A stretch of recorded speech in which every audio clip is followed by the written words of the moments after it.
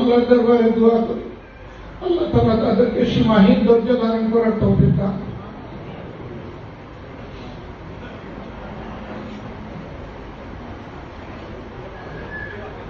আমাদের প্রত্যেকেরই এক একটা ক্ষুদ্র পরিবার আছে, কারো মা বাবা সহ স্ত্রী পুত্র কন্যা ভাই বোন, কারো হয়তো আরো ছোট। আমরা চেষ্টা করি সাহারি এবং ইফতার একসাথে বসে,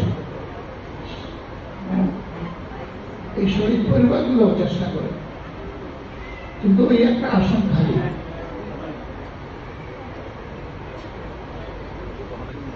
ওই আসনে বসার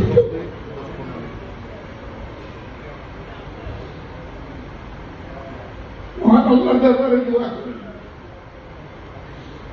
আল্লাহ যেন ওই আসন একজন রহমতের ফেরেশতা দিয়ে পূরণ করে দেন।